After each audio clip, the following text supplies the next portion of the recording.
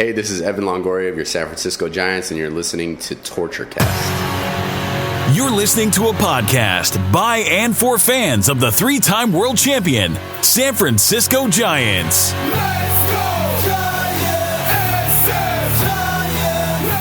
With hosts Chad King and Eric Nathanson. This is Torture Cast.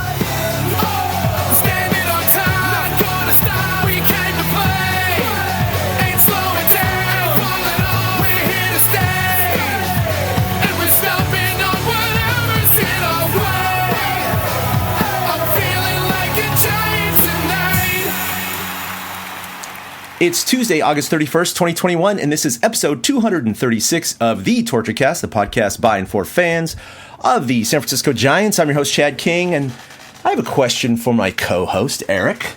How you doing today, by the way? Doing all right. Fire away. So, what if I told you the Giants had the best record in all of the land, had just won 9 consecutive series before finally losing a series to Atlanta, and will have their best month of the year, despite already having a monthly winning percentage of 600 or more for every month for the first time since the 1950s. Wow. That's in Major League Baseball, not just the Giants, right? All teams. Right. Wouldn't you say things are going fairly well for the Orange and Black? I mean, that when I put it in that context, I mean, it can't get much better than that, right? You'd think that there was no problem. The Giants had a 10-game lead, and they were running away with the division, and they had nothing to sweat behind them. But as we've seen with this month of greatness, stacked on the other months of greatness, the Dodgers are right there in the rearview mirror, and it's frustrating as a Giants fan. It's fun to be the best team in baseball, but when you have another team breathing down your neck like they do, it makes everything so much bigger. And I was just saying right before we came on the air, every game feels big right now because the Dodgers are right on their tail. Like, usually we'd be like the White Sox. We'd just be stacking wins and talking about how they can rest their bullpen and rest their starters at the end of September. And instead, as we're about to get into it, there is so much news and so many different things to talk about with the Giants that nothing is really set in stone whatsoever. And so, yeah, it's great. We got the best team in baseball, but it's a little freaky. The Dodgers are right there behind them. Yeah, things really blew up in the San Francisco clubhouse yesterday. Let's put it that way. Figuratively and pretty much literally, but we'll get to that in just one second. But the Giants went 4-3 this week since we last recorded. They finished the road trip at 6-3. They now stand at an MLB best 84-47. What? That's just insane. That's their first winning season, of course, since 2016. But during this time, they have lost a full game to the Dodgers, only now 1.5 games back. Pretty scary. And that's after they lost 2 of 3 to Colorado at home, and Colorado's got like one of the worst road records in the major league. So thank you, Colorado. Otherwise, the Dodgers might be in first place right now. But yeah, now the Giants have lost 3 out of 4 games after winning 9 straight series. They've been in first place for 118 straight days, and it will be 119 after today. But after that, we really don't know. And the Giants are having their best month, like I just said, of the entire season. And every month has been 600 or better. They're going to end it at 19-9 or 20-8 after tonight's game. That's crazy, Eric. I mean, that's just a stellar record. But, I mean, let's get to it. I happened to cover the game yesterday. I went to Oracle Park, and it was a very kind of almost like a macabre feeling. Like you could feel the wind collectively sucked out of the dugout. It was that kind of ominous feeling. I mean, I don't know why, but it was just the way the reporters were acting, and of course Gabe's tone if you saw any of the video. But he came out with PR guy Matt Chisholm, and kind of they were speaking to the side. I think they were getting their, like what to say and not to say. Story straight, right? Yeah, get their story straight. Of course, I didn't overhear anything they said. I think Gabe sat down and he said, "All right, well, I might as well get right to it." Alex Wood has tested positive for COVID-19. And he's actually apparently fairly sick. Not in the hospital sick, but he's very symptomatic. And he's pissed. He's really, really pissed that this has happened to him. I don't know. He wouldn't, of course, disclose his vaccination status. I guess we did learn that Donovan Solano was indeed vaccinated and is actually one of the more careful guys around the clubhouse, often being double masked and what have you. So, oh, wow. Solano's really upset because he thought he was taking all the necessary precautions and he still got it. Now, he's still back in New York in a hotel room quarantining and apparently exercising with a medicine ball.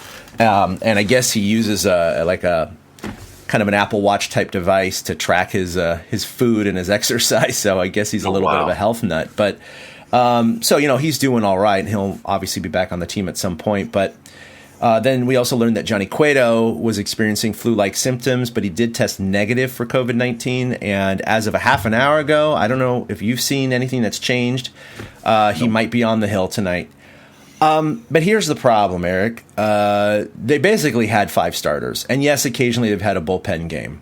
But now they've taken Alex Wood out of it. They might have to take Johnny Cueto out of it. And we really don't know how this is going to have a cascading effect on the bullpen, even though they do have the September roster expansion tomorrow, where they get to add 2 more to the roster. That'll be a big help, obviously, for them. But yesterday was they had to clamor, and they ended up spot starting Jose Alvarez, who hadn't allowed a run in like 20 consecutive appearances or something like that. I mean, he was really moving. Yeah, 20 scoreless appearances since July 9th until so yeah, he wasn't a bad guy to, just like last minute, kind of like, who am I going to choose, right? And then Tommy La Stella had some side tightness, and so they called up Vossler. And that was actually pretty interesting. So he comes up, Vossler comes up out of the tunnel, and then Pavs is there, Alex Pavlovich, and he's all, Jason, how you doing? He's all, hey, doing pretty good. He's all, you're here, huh? He's all, yeah, I'm here. He's all, I was on the taxi squad. And he's all, so are you being activated or not? And he's all, honestly, I don't know yet. He's all, but I'm excited. Like, it was really kind of funny to see a Major League Baseball player who is in that limbo, right? He came to the park. He was getting some sniff. He was getting some odor, but he couldn't confirm anything because he hadn't been told yet. But to see his face light up when Alex was asking him those questions, and this is all kind of off the record, just personal talk, but it was pretty cool to see it. And of course, yeah, he was activated because of La Stella, was hurt, and of course they called up Brebbia as well to replace Alex Wood. Who else did they call up for? Oh, well, I guess Cueto wasn't put on any list. No, Cueto wasn't. He was put on the injured list, quote unquote. So I think that they kept it ambivalent about what it is that he's got. So if they want to say that it's COVID related, they can still, because as we've seen the Giants do this year, they utilize these lists to their full capacity. Yep. So we don't know who's starting tonight, though. So we don't know if Cueto's feeling better yet. I mean, it's a TBD right now. And from all the poking around I've done, nobody seems to know yet who's starting for the Giants. It's fascinating. Vossler didn't know if he was even going to play. I love that. That was really cool to see, yeah, because usually you think that they know. But, this team has played everything close to the vest. They make moves at the last second. And I think that's what's going to happen tonight. I mean, they're just going to play this out until perhaps Gabe comes out in the dugout again and announces it, just a couple hours before the first pitch. So I feel like you've been there when stuff breaks loose lately. You were there when Buster was hurt and announced he wasn't going to be in the All-Star game. I think there was maybe one other game. So you've got this knack for attracting news. Now, to be fair, it was their first game back after a 9-game road trip. So you would think that there's going to be a news dump for that kind of a game. But to get COVID news like we got was very unexpected. I with this team being at least 85%, I thought this was a problem we were never going to have to deal with. And this is totally something that could hamstring a team who's trying to win a division and get the best record in baseball. Gabe Kapler, I think the more and more he has been the Giants manager and the more I've heard him speak and been around him, despite some of those issues that happened back in his Dodger coaching days, as far as a person, I do think that he has a pretty healthy perspective on kind of what's important in life, Yeah, he's a manager of the San Francisco Giants, but at the same time, he's like, look, we were the first team to get to 85%. We are one of the most careful teams out there. We take this virus seriously. But this goes to show you that this virus basically doesn't care who you are, right? It can run rampant anywhere. And it really gives you, especially with all the people still losing their lives to COVID, it really gives you a perspective like, yeah, baseball's important, but it's not that important. We got to take care of these people and make sure that they're healthy and they don't transmit it to others, including their family and friends. And so, the Giants are going to do what they have to do. But there was some questions as to and I think all of us, I think society fell into this trap, especially when the virus itself went down in the summer or in the June-ish area, We were at all-time lows since the pandemic started. And mask mandates were going away and people were getting vaccinated. Stores weren't requiring. I think everyone kind of just took their foot off the gas, so to speak. And it opened it cracked that door, It cracked that door with everyone kind of going back to the way that things used to be, and the virus took off again. The Giants players, same thing. Back in June, I didn't see anyone from staff wearing a mask at all, right? No. We were in the dugout. I was curious. Were they wearing masks yesterday? Every single person. Wow. Every single person, obviously including Kapler himself. When Buster Posey came out, this was in late June when it was kind of in that low part of the pandemic, that's when they stopped requiring masks indoors in San Francisco if you're vaccinated anyway. All of the reporters in the dugout, not one was wearing a mask. And Buster Posey wasn't either. And he was kind of looking around when he sat down. He's like, wow, I'm surprised none of you are wearing masks. And they're like, oh, we can put it on if you want, Buster. And he's like, oh, no, I love it. It's great. No worries. Well, Buster's sitting there thinking, wow, I thought y'all were the liberal media. Where's your masks? I think that's what he basically was saying without saying, right? He was absolutely. I thought you guys are going to be the sheep and put all your masks on, but but we weren't. So he was surprised by that. But yeah, yesterday, first of all, San Francisco is back to a mask mandate indoors, but you don't have to wear them outdoors. So the dugout's not technically indoors, but I think out of the abundance of caution, even though they still allowed the press to have access to the field, only with vaccination, by the way. When you get your press pass, I actually have to bring my vaccination card, and I hand it to the person. They put a special holographic sticker on your press pass. That indicates that you're vaccinated. So when you go down to the field, the security guy just looks at your lanyard, make sure you have that little sticker on, and then allows you onto the field.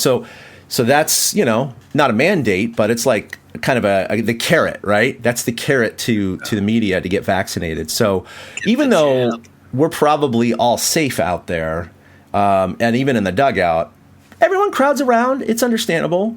Every single person put on their mask. And of course, Kapler had his mask on as well. But anyway, getting back to the point, it was just kind of felt like it was a collective gut punch to the San Francisco Giants. And, again, this team's hashtag is resilient SF, or I'd still love yours. It's just so much better. Resilient AF. This is going to be another one of those tests because now their starting pitching is going to be tried. They're going to have bullpen options. They're going to have to be creative. They just signed Jose Quintana. They claimed him off of waivers from the Angels. And we'll see what that lefty can do in terms of spot starting or helping in the bullpen. And what's really kind of not scary, that's the wrong term, concerning is this string of these 4 games against the Brewers and then the 3 against the Dodgers. Some of the best pitching they're going to face all year. And it's right when their bats went cold and right when their starting pitching is being whacked. And so even though the Giants have not lost more than 4 in a row this year, and they've just been the most consistent team in baseball, their winning percentage in the first half was .640. Their winning percentage in the second half is .643. These guys are just even Steven, man. They just don't have super high. They haven't won more than 6 in a row, right? The Yankees just reeled off 13 in a row. The Orioles just lost 19 in a row. The Giants are not subject to those super highs and super lows. But by the other side of the coin, I could see this stretch where they lose 5 or 6 out of 7. I really could see it happening. I'm not trying to be a downer. I'm not, because they still got Logan Webb going once. They got Gosman going. I'm sure 1 or 2 of these games the offense is going to pick it up. But they're going to be facing some stiff competition. this timing of losing Wood, having Cueto be sick, all this COVID stuff, Donnie being out, Longo being hurt. He should be able to come back soon, though. This stretch, it's just bad timing with the Giants. It really is. And I'm with you. I would not be shocked to see them lose, 5 of 7 this week or something like that. They could lose 3 or 4 to Milwaukee, and they could lose 2 or 3 to LA very easily. And it's frustrating and a shame because they've worked so hard to get to this point that some of the stuff that's happening, like the COVID coming in, is almost out of their power. It's the fact that they went on a road trip and then guys picked it up is also very telling. It wasn't something that, was in San Francisco or around the team. It happened to be when they were out somewhere else. It's horrible timing for all this stuff to happen. We don't know who's pitching tonight. You're right. Webb is pretty much a lock, but nobody is after that. I don't trust Gausman going out there anymore. Unfortunately, Wood, right. Wood was pretty dependable, but now he's sick. DeSclafani back on the IL. Cueto, who knows where he's going to be from a day-to-day status. So there are going to be a lot of these bullpen games, and I thought the bullpen did a fantastic job yesterday. It's really something, too, on Sunday when they got smoked and they brought in Austin Slater to pitch and Sammy Long threw 90 pitches. Like, they would not have gotten through yesterday if Sammy Long had not delivered on Sunday and done what he needed to do. So even in losses, the Giants are doing, I don't want to say spectacular things, but above and beyond type things. So it's really, I think this is their stretch. They finally could lose a bunch of games. And since they're playing the Dodgers head-to-head, it's totally possible that they finally lose the division lead sometime this week. Yeah, it certainly could happen. Obviously, it's baseball. Weirder things have happened, Barry Zito beat Justin Verlander, whatever. But point being, it could be a bad week for the Giants. But, if their resiliency kicks in again, maybe we'll be talking next week and they'll still have a 2.5, 1.5 game lead. And we'll be like, Why did we sweat last week so hard? They split Milwaukee and they took 2 out of 3 from LA and they're okay. It's not that bad. But that's what I think they're going to have to do is to tread water. Even if they slip a little bit behind the Padres or the Dodgers, it's just the fact that these are the last 3 games those teams have against each other for the rest of the season. And the Giants still have 10 against the Padres. It's like that imbalance there is pretty, staggering. So, if the Giants do fall behind the Dodgers, they have to rely on help. They don't control their own destiny. And that's the unfortunate thing. If they can maintain a lead after the Dodgers series, then technically they do control their own destiny, right? It's just staying above the Dodgers. So I think that's key number 1 right now because, again, they come into a wild card game against Cincinnati or San Diego or even St. Louis is creeping up, Philadelphia is in the ballpark, whatever. Any of those teams would be coming to San Francisco for a 1-game playoff, which is actually interesting because the Giants have, they've only been on the road for their 2 previous wild card elimination games. It's just one of those things where it sucked to win 100 games and be out after 1 loss. But, that's what the Giants have to live with. And I think that's why this COVID thing really sucks. Like you said, it's just super bad timing right now because this is going to affect so much of their production this week and probably the bottom line results. This feels like this week feels like a microcosm of just life in general as a person. How many times do we all think to ourselves, oh my God, I just got to get through this week. If I can just get through this week, things are going to be all right. I'll be all right next Monday. I can focus forward again and take care of what I need to, but this is going to be a hellish week. And I've had those weeks. I'm sure you have had those weeks. And the Giants are having one of those weeks where they're just like, I cannot wait to get it over with. I know I got a big thing to deal with over the weekend and I'll take care of it when I need to. But it's really going to be a tough week, and I can't wait for it to end. I think that's kind of the mentality you got to take because, even Logan Webb, like I said, he's the one victory, and he's pitching Thursday against Milwaukee. We don't even get to throw him against the Dodgers. Yeah. And these games are so important. Like you said, 3 final games between the Giants and the Dodgers, and there could be a swing going either direction. So I'm hopeful, but this feels like the week from hell. And it's so funny that they're at home and we're saying that, and they have the second best home record in baseball behind the Rockies. So it's really telling that this is how hard these kind of news has hit us with the COVID and things like that. It's just, let's get through this week. We can focus on the Rockies and the Cubs and maybe get healthy again. Right. So I have a question for you since you brought that up. Logan Webb is starting Thursday, and he's clearly been the Giants' ace for the last 2+ months by far. And his overall season stats are really starting to catch up and be comparable to Gausman, whose, stats are slowly inflating in the other direction. Yep. You go with the hot hand. Obviously, they've won 11 of his last 12 starts, right? They're just on fire when he pitches. He's just been money. Even when Flores makes an error and they got runners on the corners, he gets out of the situation. He's got so much more command now and so much more confidence in his several of those pitches, and it's been really surprising to see him rise to the occasion. That said, it's going to be interesting to see, because you'd think you might delay him a start to face the Dodgers, but that's not what Kepler's doing.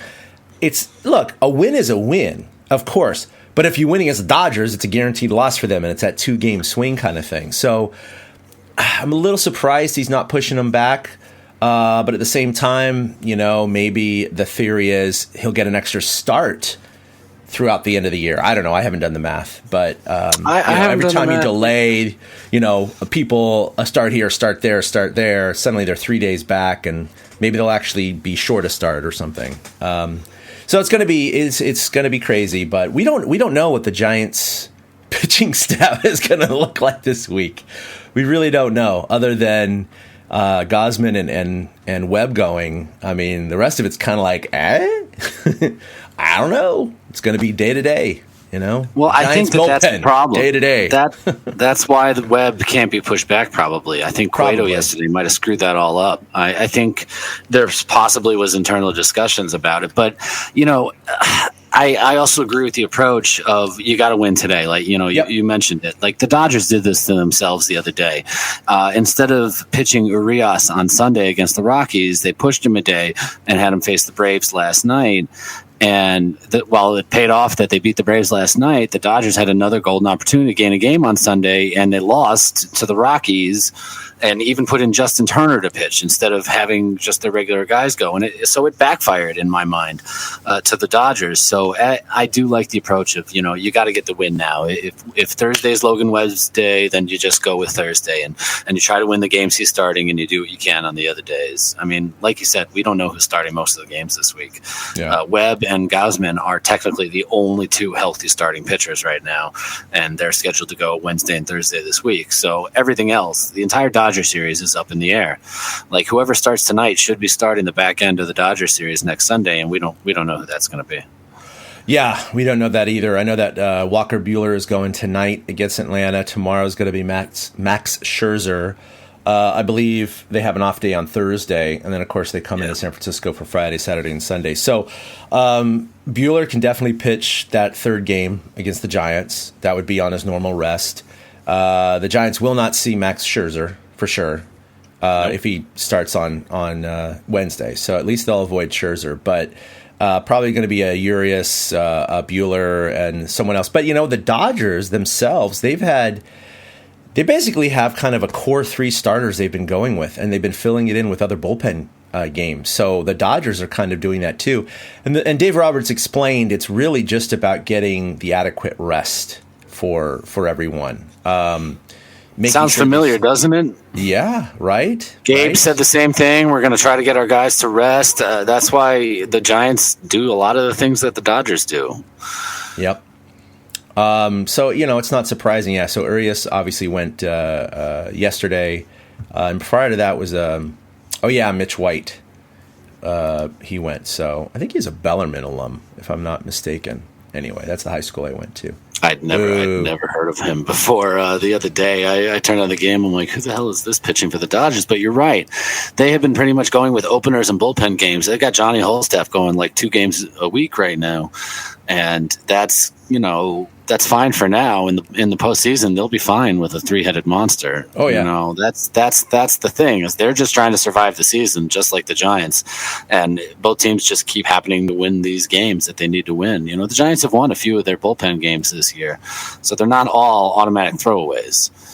Yeah, it's funny to see these Dodger pitcher names, the 3 Colorado games. It's pretty crazy, right? You did not have an Urias, a Buehler, or a Scherzer go any of those games. Nope. And the Dodgers lost 2 of 3. So, What are you going to do? To like the worst road team in all of baseball. So, so if Cueto does not go tonight, which we won't know probably for some time, it's going to be another bullpen game. Like you said, Sammy Long was a hero the other day, throwing 90 pitches, so he's clearly out of the equation. You won't have a few others that pitched yesterday that can't go today, but I think Gabe is just madly scrambling with his coaching staff and with Farhan going, all right, we got to look forward the next 6-7 games. What's the plan of attack? What are the possible chess moves? Because that's what Farhan does. He's like, okay, if scenario A happens, we're going to do this. If scenario B happens, we do this. If scenario C happens, we do this. And if a curveball comes in, these are the other contingency plans. They just have that shit mapped out. They got it ready to go. And this is including using the COVID injury list, claiming off of waivers, signing some old fart from somewhere. I mean, it's just, I don't know, maybe you'll get a phone call. Maybe you can go up to San Francisco and throw a couple innings, warm up the old rag there. So might as well see if I can get it up over 70. I have to admit, I've never seen baseball like the 2021 San Francisco Giants. It's been both infuriating in some ways because it seems like watered down in a sense when you have like 95 players on the roster at some point. And like half of them aren't even on the team or on the roster anymore. They're with other teams or they're in somewhere else. It's this just crazy. List of players is amazing. You go through it with the randoms like Talkman and Sky Bolt and Chatwood, Sherfy. These are random. Gregory Santos. These are random names that are going to be 52 players they've used this year. 52 different players. Forever Giant. Mm-hmm. Right? Don't let the door hit you on the ass. Yeah. Dan Uggla. Oh my God, Dan Uggla. And that's the thing. But that's a lot of World Series rings if they win it.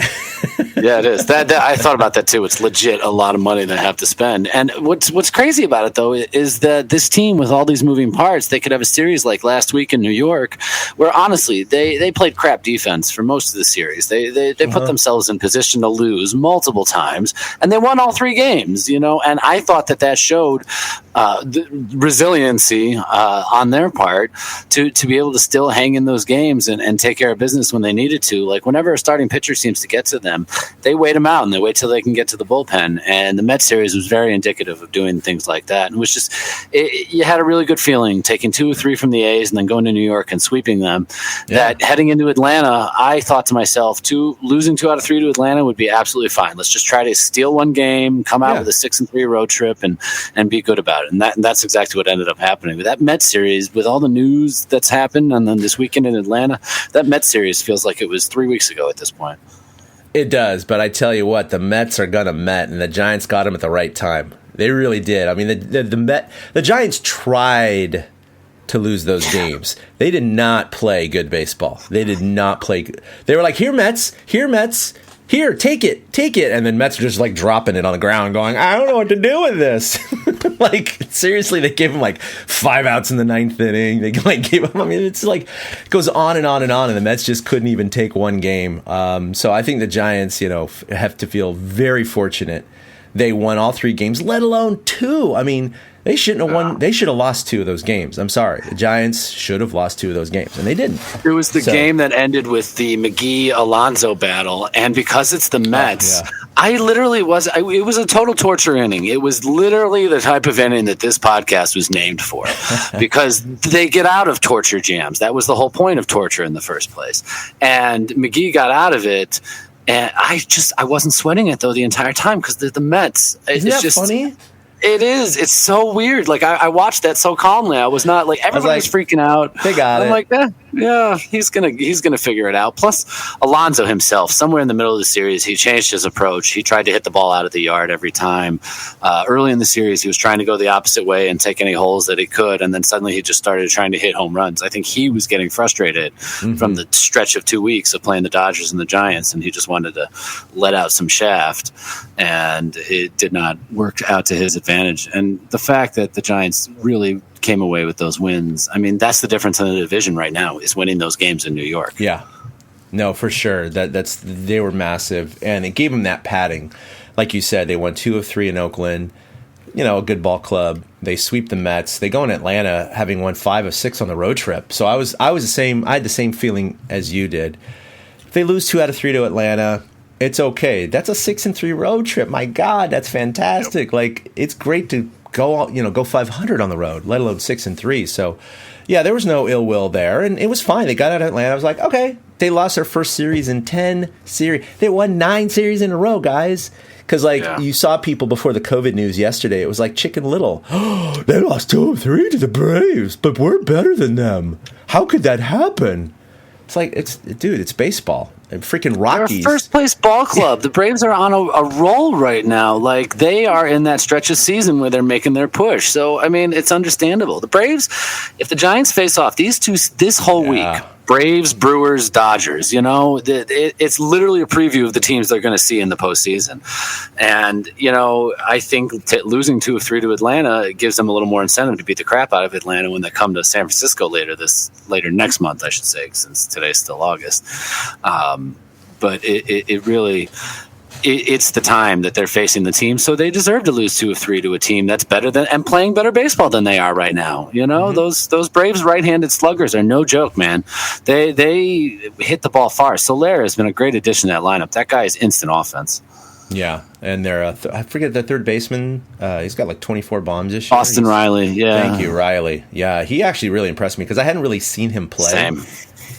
He's good. He is good. That kind of might be a future star in the making there, but yeah, that was the type of series like we've seen. This whole week is like the Astros series, the A's series. These teams, these slugfests, and I mean like a boxing match, not necessarily a home run fest.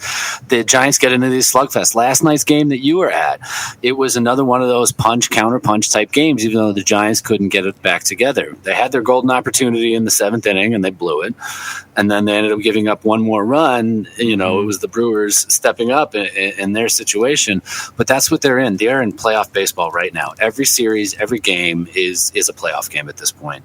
And I think that's why the fan base and everybody else gets so excited over 2 losses and thinks that the sky is falling. They lost 3 or 4. When was the last time they lost 3 or 4? It's been like 2 months. It was right after the All-Star break. They lost 3 out of 4. It was actually 3 out of 5, but I mean, there was a section of 4 games they lost 3 out of. So yeah, it's been a while. I see it now. Yeah, that's funny. When they lost to St. Louis and then lost 1 to the Dodgers, that's hilarious. Yeah. So it's been a long time since they've been on a bit of a losing, not streak, but pattern. Very small one at that. It's so amplified because of the Dodgers. I mean, I hate to continually talk about them, but it is so amplified because of the Dodgers. If the Dodgers weren't winning at this pace, we wouldn't be sweating losing 2 of 3 to Atlanta and then freaking out about this Milwaukee series. We'd be like, all right, let's just rest the guys and head for the home stretch. But the Giants don't have that luxury. No, because they'd have an insane lead over almost any other team in baseball. So their best record in all of baseball, the Rays actually now own the second best record. They are 1 game behind the Giants as opposed to 1.5 for the Dodgers. So that's kind of new there. Milwaukee, that's a good team. They're 3rd best in the National League right now, 4.5 back of the Giants. And then you go Houston at 6, Yankees at 8, White Sox at 8.5, Boston at 10, A's at 12, Atlanta at 13.5.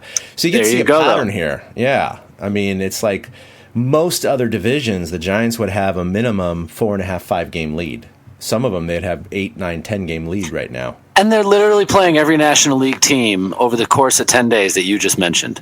10 days straight against the Braves, Brewers, and Dodgers. Those are the 3 NL teams right behind them in the standings. I mean, if they get through this, they should win. This should be the division-winning moment if they can get through this week. But like I said, that's what sucks with all the news yesterday. Now it just feels like a week you want to get through.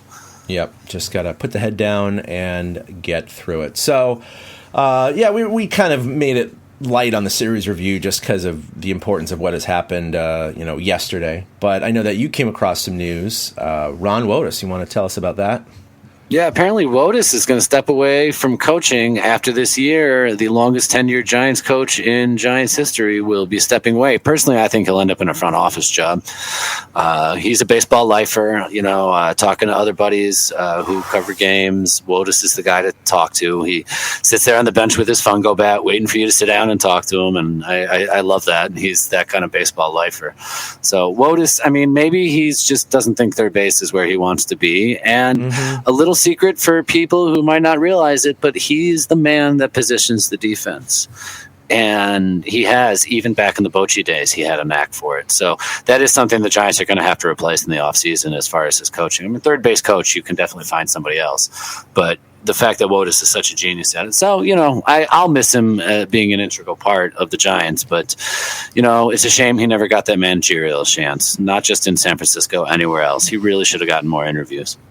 Yeah, he is one of those guys. He's a great guy, like you said, a baseball lifer. I am somewhat surprised he never got that shot. Never got that shot. But now he's going to step away a little bit. Yeah, I'm sure he, like a lot of these guys, the baseball is in their blood. They can't just cut their arm off and be okay. Nope. It's not going to happen. He's got to have some sort of taste of baseball somehow. So yeah, Ron Wotus will be at spring training next year in some capacity. I have no doubt about that. I will say, yesterday, despite the kind of depressing news amongst the media and the really well-connected fans who follow this stuff, most of the ballpark is not going to be filled with fans that care as much about it, or maybe don't realize the impact, or maybe didn't even hear that Alex Wood and others, this is going on. They're just there for a baseball game. And even though it wasn't a sellout last night, which, by the way, they're close to sellout for the entire Dodgers series. Now, unfortunately, a lot of it might be second market, tickets that Dodger fans bought, unfortunately. So we're probably going to see a lot of blue in the stands of Oracle this weekend. But I will say, that was a playoff atmosphere last night. It was despite not having, starter and very little offense. The game was 2-0. All the way until the seventh, when the Giants finally cracked through with a Brandon Crawford seeing eye single. And then they had runners on first and second with nobody out. And now you're sensing it. You're sensing it. Like, this is the moment. This is what they're going to do. This is the resiliency of this team. And it just didn't happen. It just didn't happen. You had the pop-up and the strikeout and the line drive. My God, Darren Ruff crushed that ball. Man, he crushed that ball right off the bat. It was like, but then you just saw it kind of heading right towards the left field. He didn't have to move a whole lot for that one. But, that was a thing where the launch angle makes such a difference, right? He gets 5 degrees on that. It's gone. It's a 3-run home run. Yeah, and the Giants suddenly lead, 4-2. So, Lamont Wade Jr. had a smoke and line drive at the first baseman with a runner on second as well. That would have scored a run. The Giants had their opportunities, and they actually made contact in a couple of those opportunities. It just didn't find holes, right? But on Dick the flip was side, the key to that. Dick, it's true. It's true. Well, here's and he went trending last night too, by the way. Oh, really? Alex Dickerson was trending on Twitter last night, believe it or not. Well, it's funny because, I was listening at that moment. I happened to be in the shower, and I screamed out when he popped up. I was like, damn it, I'm so tired of Dick in these situations. He never comes through. And I decided to go look up the numbers, and I'm completely wrong. He's 303 with runners in scoring position. Yeah. He's hitting 303 with runners in scoring position, 286 with runners in scoring position, and 2 outs. And which means he is coming through in these situations. Just anecdotally, it seemed like he wasn't. So, I'm so frustrated with Dickerson, but apparently he's coming through when he's supposed to. So he may have been the key to blowing the inning last night, but he's helped out in other ways. But I was so frustrated to have the numbers completely lie to what my eyes are telling me. Mark Willard was listening, or I was listening to Mark Willard on my way home, and he was talking about how Alex Dickerson was trending on Twitter, and one of the reasons is because I didn't look at the article. He was just reading it, but it was some Yahoo Sports article, and he was laughing because he's like, when people who write articles or leads, you can tell they don't know much about the topic they're writing on because they don't use the right words. It's kind of like... He made the touchdown. You don't make a touchdown. You score a touchdown, right? It's like, he didn't make the run. Apparently, that's what the lead said or something. It said, like, Alex Dickerson fails to make a run and only has 1 hit in 3 at-bats. And that was like the synopsis of how he failed. And so he was having fun with it going, first of all, you make a career of going 1 for 3, and you're a Hall of Famer. Yep. And second of all, you don't make a run. So. You don't fail. It was funny. I watched the TBS broadcast on Sunday of the Giants game, and they gave some anecdote that Yastrzemski is known as Little Yaz around the Bay Area. And all I could think is, we don't ever call him Little. Nobody calls him. He's just Yaz. He's just Yaz, yeah. Right. And so it really, these national writers, they really, and this is not going to be a gripe fest about these national people not giving the Giants respect, because a lot of the articles of this is how the Giants are doing it are now coming out. But it really does go to show the Giants snuck up on people, and they really haven't done their homework on what's going on. Little Yaz. No. He's just Yaz. He's just Yaz. Doesn't sound right. So, that's going to happen a lot, guys, because we're going to get a lot of national play in the next month and a half. Ken Rosenthal was there yesterday, so he was standing up on top of the dugout, and I just went up and said hi to him real quick, and we didn't really chat. But I overheard him talking with Amy G and Chris Bryant and a couple others. I was like kind of being that fly on the wall, like I'm totally not listening to you. I'm only 8 feet away, but I am, kind of thing. So it's kind of fun to listen to those dynamics. But yeah, he's here on a national assignment from Fox to do a thing about the Giants. And of course, this morning you published an article in The Athletic about how the Giants are built, and this may be the future. I haven't read the whole thing. I know you have a subscription to The Athletic. I don't know if you've had a chance to read it yet, but just the headline suggests that basically the way the Giants have built this team might be the way that a lot of teams do this going into the future. So, but it should be. I mean, look at what the Giants do. They grind at bats. They see pitches. They wait for their first pitch. They have one approach before 2 strikes. They have another approach after 2 strikes. They fit guys into positions that are more advantageous to those guys' strengths. And instead of just saying, okay, you're our second baseman, you go out there. So I can totally see how it would be. I'm very curious to go read that. I wish I'd read that before we recorded today, but I had a really, really long night last night and was barely able to roll out of bed to record today. So I did not get a chance to do research this morning. No worries. Yeah, that's one of those things. That's why we are lacking video highlights and audio highlights today, because I got home from the yard very late last night after midnight. And of course, I do have a full-time job, so I've had to work, most of the morning. So we are lacking that. But given what happened yesterday in the news, I've thought we would more focus on that as well. As far as transactions are concerned, we've covered a lot of them. Jose Quintana, of course, was acquired off waivers from the Angels yesterday. Vossler was called up, and again, I told that story of him thinking he was going to be activated, and he was really excited about it. Alex Wood, of course, on the DL, or I keep saying DL. We're so used to that. We're so programmed. Your whole life, it's the DL, and it's like, no, you can't say that anymore. It's the IL. Because, of course, COVID-19, Johnny Cueto is still on that COVID-related injured list for symptoms. Brebbia was called up. He pitched an inning last night. Tyro Estrada was sent back down. Tyler Chatwood, DFA'd. Brandon Bell, of course, played yesterday, was reinstated from bereavement. Yeah, we have some names that I barely even knew that are on here that I'm not even going to read because it's like don't even bother. It's irrelevant. Disco is back as of a couple of days ago, but we'll see what happens. And then Gosman was off the COVID-19 injured list from an adverse reaction to a shot. We'll see if that was All right, so the roster So tomorrow the roster expands from a whole 26 to 28. Are you of the mindset like I am that one of those 2 roster spots needs to be filled by a backup catcher, and then you just put another arm in the bullpen? Yeah, so that's a really, really good question. I think it's probably a good idea to have Trump always there. Just, cruising the rest of the way with 2 may not do it. The only caveat to that, though, is now with their starting pitching potentially being messed up. That's true. for the meantime, for the interim, the next 7 to 10 days, maybe they need to have two more arms. Well, I know they can only have a max number of pitchers on the roster. It's not like you can load it up with, we have 8 position players, and the rest of the roster are pitchers. I know you can't. I think it might be 15 though. When the rosters expand to 28, it would make sense if it's 15 pitchers and 13 position players to me. If those are caps, maybe it's 14 and 14. I don't know. Yeah, this is relatively new, of course, going to just 28, because, of course, way back in the past, it went from 25 to 40. Yeah. 40.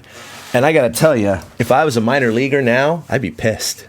Like, if you're right on that precipice of, like, potentially getting a call-up in September, now there's only 2 called up instead of 15. That really hurts your chances for that. It used to be a reward. Cup of coffee. Yeah, exactly. Right. It used to be a reward, and now you can't reward as many guys. Buster probably would not have come up in September 2009 if they had these. Maybe he would have because he's a catcher, and that follows my other point. But just as an example, that's a bad example apparently. But some guys that come up, Bochy never would have had his moment with his kid if the rosters didn't expand to 40. That's a good point. It's kind of taken away some of those magical moments from guys that are only going to get that shot one time. Yeah. It's a shame from that point of view of, like, you always root for those kids who probably are never going to make it to the majors. It's kind of cool that they can tell their grandkids that, I had a third of an inning, I had one at bat, I had, whatever it may be, that one year with, the roster call-ups. Now it's just, good luck. You're going to be permanently stuck in AA for 15 years and then, go back to bagging groceries. It sucks for them. So that's about it for injuries and transactions. It's quite the week, Eric. This is 24 hours ago, I had no idea there'd be this, like, ominous cloud over the Giants clubhouse. But again, it's not like this is the worst thing in the world. The Giants and other teams are dealing with injuries all the time. I mean, look at, the Angels lost Trout, right? All these guys are dropping like flies. The Dodgers have dealt with injuries, and that's what you have to look at it. It's like, okay, it's another injury to Alex Wood, maybe to a Johnny Cueto, but at least it's not Logan Webb who has COVID, right? And knock on wood, right? I mean, that's the thing. So yesterday, not only were we all wearing masks in the dugout, but on the field there was a good third of the players wearing masks, like around the cages and stuff like that, and that's just something I'd never seen before. So that was a clear sign to me that they're rattled a little bit. Even the players are, like, looking left and looking right going, shit, I don't want this. Like, even though I'm vaxxed, I'm going to mask up now while I'm outside. Because they don't want to catch it. So I mean, and that's not what you want your team to be thinking about right now. Yeah, you're at the home stretch of a baseball season, and this added wrinkle. I mean, COVID, it sucks. It has dominated so much of our lives over the last year and a half that the fact that it just won't go away is annoying more than anything. And I hope Alex Wood feels better. It really sucks that he's not feeling, like, really well with something like this. But thankfully, it's not a hospital thing. But I totally get it. The Giants players are worried about an outbreak, and I would be too. I would be masking. If I was going to the yard as a reporter as well, I'd be masking up. Sitting outside, I'm not sure, but I might be as well. I mask up everywhere I go here in Nevada now again. So, it seems just to be the thing to do. Yeah. So, again, always try not to get political, but as far as I'm concerned, we run this podcast. Obviously, we can say whatever the hell we want.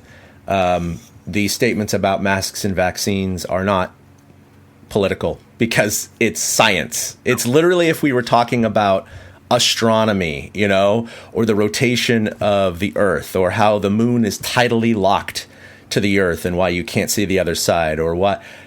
This is just science, everyone. There's no controversy about the science. There's no doubt about the science. It's certain people that have created that doubt to serve their political purposes, unfortunately.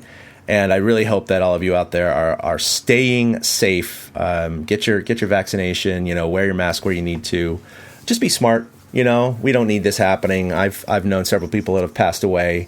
Others that have gotten sick, and others that got sick and didn't even change their tune about it either. Very stubborn people. And so that was one of the things I was talking to some Giants employees about yesterday, who will remain unnamed. They've been very frustrated by the lack of urgency of some people. The Giants as a whole are really, really, they're obviously over 85% vaccinated, and most of them take it seriously. But there's just always, pieces and parts and people here and there that just kind of are resistant to it. So try not to be one of those people. But upcoming for the Giants, we have 3 more games against the Brewers. It's going to be tough, and then 3 against the Dodgers over the weekend. What do you expect, Eric? I have no idea at this point. I wish I could say, I expect Logan Webb to go out and pitch a great game. And that's about as far as my expectations go. Until the Giants can show me they can score runs without the home run, and they haven't been able to do that lately. I don't have confidence in this offense right now. So all I can think is Logan Webb Day is a win, and hopefully they can cobble together a couple other ones, because this is it. This is the tough week of the season. Get through this week and look ahead, play the Rockies. I know it's tough in Coors, but play the Rockies and Cubs next week. Get healthy. The Giants love hitting at Coors Field. So, the bats will probably come back around that time. So I'm expecting to see the Giants still struggle to hit with runners in scoring position over the next few days, and they might lose 4 of the next 6. Yeah, I'm kind of expecting a similar result. 4 of the next 6 they might lose. And, I think Mike Krukow put it best. It's like, look, you don't complain about the labor pains. You just look at the baby. And that's the way the Giants have been in terms of scoring runs. They've scored a lot of runs, but 55% or whatever via the long ball. And one of the deficiencies is, the runners in scoring position. And again, look, every team is going to have, deficiencies in certain areas, and that happens to be one of them. And they're not atrocious. They're not at the bottom of the league. But at the same time, a couple base hits here and there with runners on in scoring position with less than 2 outs. Yeah, it was a frustrating thing to watch last night when, the several opportunities they had just, didn't happen. So, but that'll do it for episode 236 of the Torchcast, slightly abbreviated one today. Thanks for joining us. Like always, we are live on Facebook, generally every Monday around noon or 12:15 Pacific. Today, of course, we went on Tuesday because I was at the game yesterday. But other than that, join us on Mondays. You can follow us collectively on Twitter at TortureCast, like us on Facebook, look at our webpage where we post everything, articles, videos, and audio podcasts. TortureCast.com. You can also find our audio podcast wherever you get your favorite podcast. Eric, anything going on? Giants Chatter on Facebook. Join the group. We're growing. We passed 660 members, which, if you're an old Giants fan, you know that number. It's a big number. Yeah, it is. I was so pissed. We got to 661, and I was like, can we kick somebody out so we can be back at 660? Because I just, the number's been burned in my brain forever. But Giants Chatter on Facebook, join in. And a reminder to everybody, Thursday afternoon's game against Milwaukee is on YouTube. It is not on NBC Sports locally. It is straight up just on YouTube or YouTube TV. So Thursday afternoon, 12:45 against Milwaukee on YouTube. I better not hear any boomers out there. Oh, it's on YouTube. What are they doing here? It's on YouTube. Everyone can access YouTube. Now. It's okay. It's not that hard. It's not. I can't complain about it. There's been so many games streamed at this point. Like, literally, they have to have figured it out by now. Yeah, it's called the internet. You're using it right now. Come on. Just get to it. Now, I don't like the broadcasters necessarily, but no, that's another problem for another day. Now, hopefully, Krukow will be in the booth this time. Last time they had Sean Estes for the Giants on YouTube, so maybe they'll get Krukow this time like they did last year. That'd be good. All right, everyone, thanks for joining us. Have a great week. Hopefully, the Giants do too. Stay safe, and we'll see you next week for episode 237. Until then, a boom. A big thank you to everybody for listening to the TortureCast, the podcast by and for fans of the San Francisco Giants. Follow us on Twitter at TortureCast. You can also like us on Facebook or check out our blog at TortureCast.com. I also want to say thank you to Ashcon and Bailey for letting us use their song Feeling Like a Giant for our intro. For Ben Lee and Chad King, my name is Willie Dills saying, we'll see you next time.